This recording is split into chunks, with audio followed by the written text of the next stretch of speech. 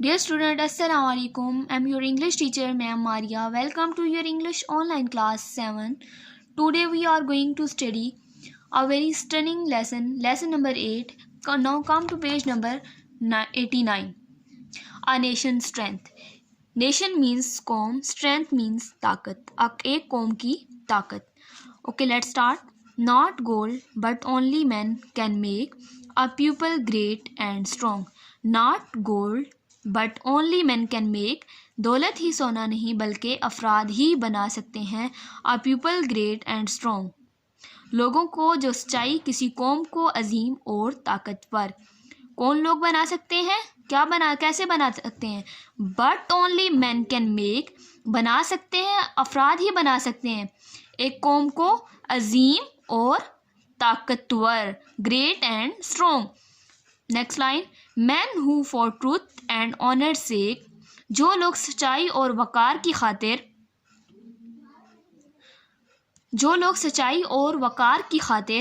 Stand fast and suffer long, साबित कदमी से या दिलेरी से मसाइब का सामना करते हैं. Brave man who work while other sleep, brave men बहादुर आदमी काम करते हैं, वाइल अदर स्लीप और बाकी लोग सोते हैं. Who dare while other flies, dare mean brave, वो कौन लोग हैं जो काम करते हैं, ब्रेव, वाइल अदर फ्लाई. यहाँ फ्लाई का मतलब उड़ना नहीं है, यहाँ जो पॉइंट इसका मतलब ले रहे हैं वो राह फरार या कामचोर. जो पॉइंट ने कहा वाइल अदर स्लीप, जो लोग सोते हैं, पॉइंट ने उसको क्या कहा कि वो या तो राह फरार हो जाते हैं या तो वो कामचोर हैं. Okay, next line, they build a nation's pillar deep. Pillars mean बुनियाद कह सकते हैं आप, या बिल्डिंग नेशंस, ठीक है, to build a nation. They build a nation means एक कौम की बुनियाद को मजबूत करते हैं, and lift them to the sky, और आसमान की बुलंदियों तक पहुंचा देते. Okay, we will look at the name of poet Ralph Waldo Emerson. Okay, now to come page number 91, part A या exercise A. Answer the following question.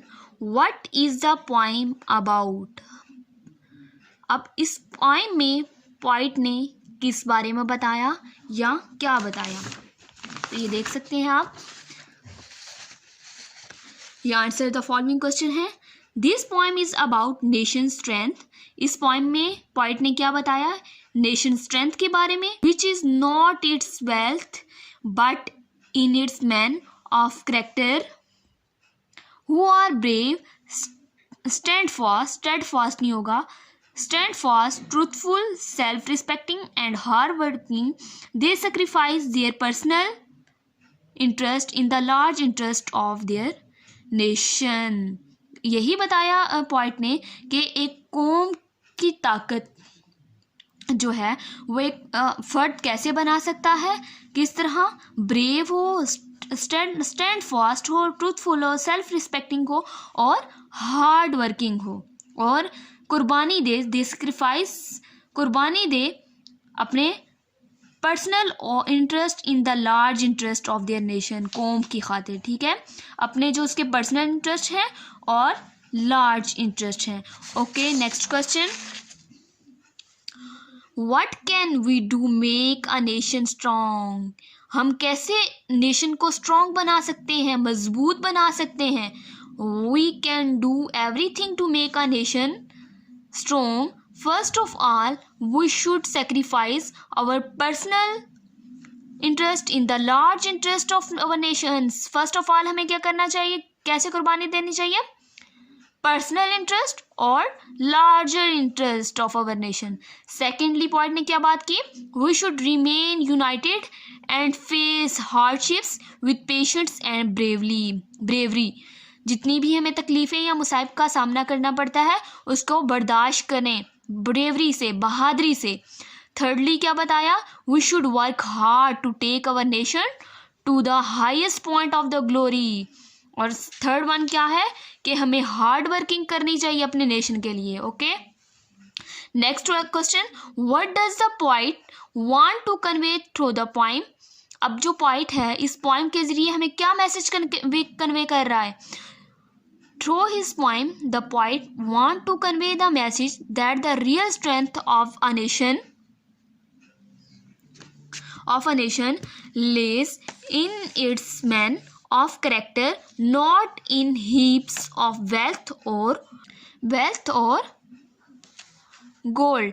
अब इसमें पॉइंट ने क्या मैसेज कन्वे किया है कि एक रियल स्ट्रेंथ है, असली ताकत है ऑफ अ नेशन, एक कौम की, lays in its man of character पे लेज करती है, not in heaps of wealth और गोल्ड, ना के दौलत और गोल्ड पे। ठीक है, next question, who suffer for the nation. कौम के वो कौन लोग हैं जो कौम के मसाइब का सामना करते हैं। Only those people suffer hardship for their nation who are brave, truthful, steadfast and faithful to their nation. वो लोग मसाइब का सामना कर सकते हैं कौम की खातिर जो लोग ट्रूथफुल होते हैं, ब्रेव होते हैं और stand fast and faithful to their nation, कौम के लिए। ठीक है, for whom did the poet use the word sleep and fly.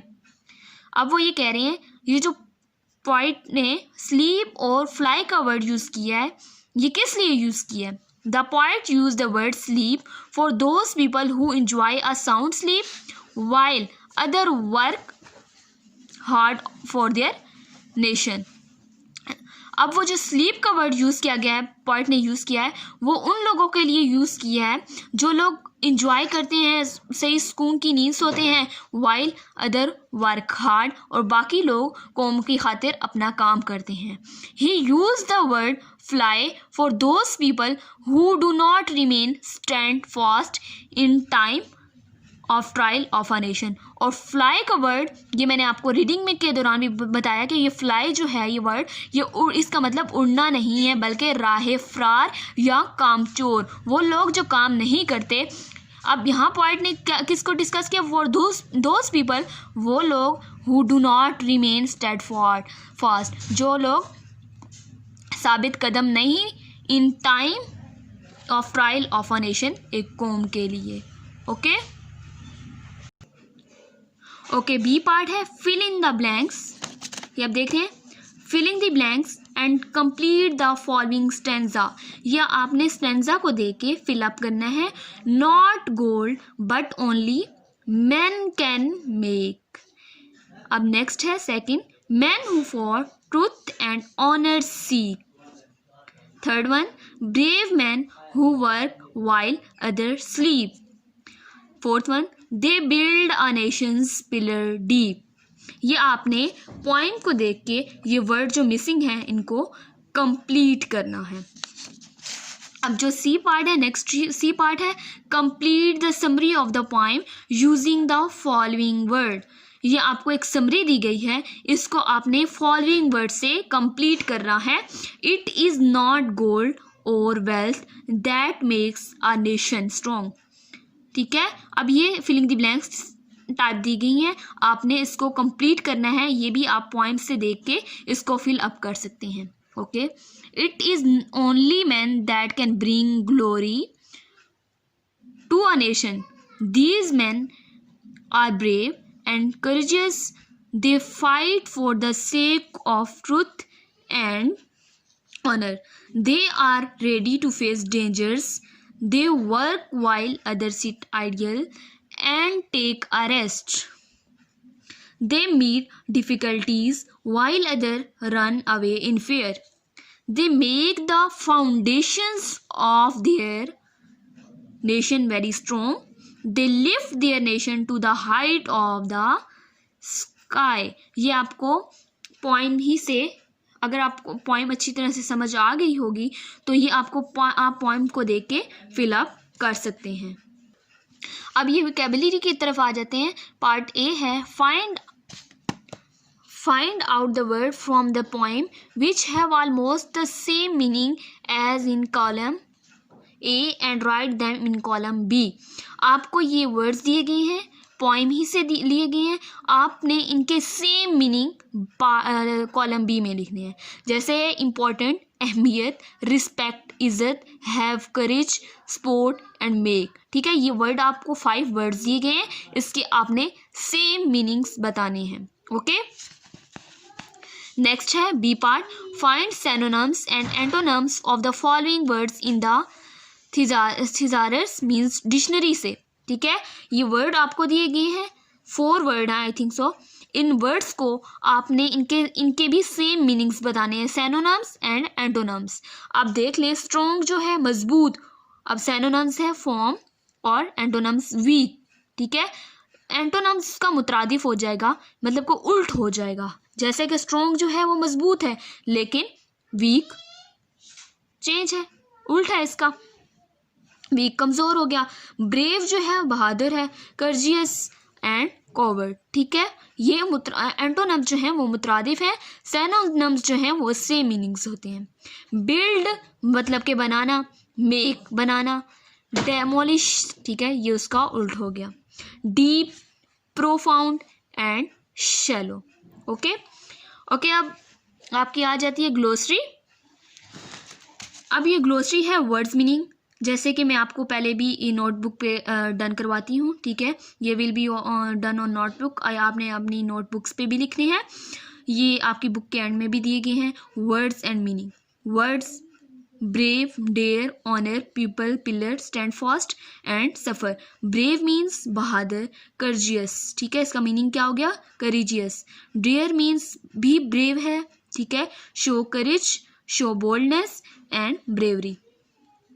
Honour means वकार, रिस्पेक्ट, ठीक है, पीपल लोग, pillar building, build a nation, to build a nation, foundation of a building a nation. ठीक है, बुलंद, या आप ये कह सकते हैं कि एक बुनियाद, पिलर कौम की बुनियाद, पिलर बुनियाद को कह सकते हैं। स्टैंड फास्ट जैसे साबित कदम। ठीक है, अब स्टैंड, स्टैड फास्टली, ठीक है, इसके मीनिंग है इंग्लिश में। सफ़र, बेयर, प्रॉब्लम, मसाइब का सामना करना। ओके स्टूडेंट, थैंक यू, अल्लाह हाफिज़।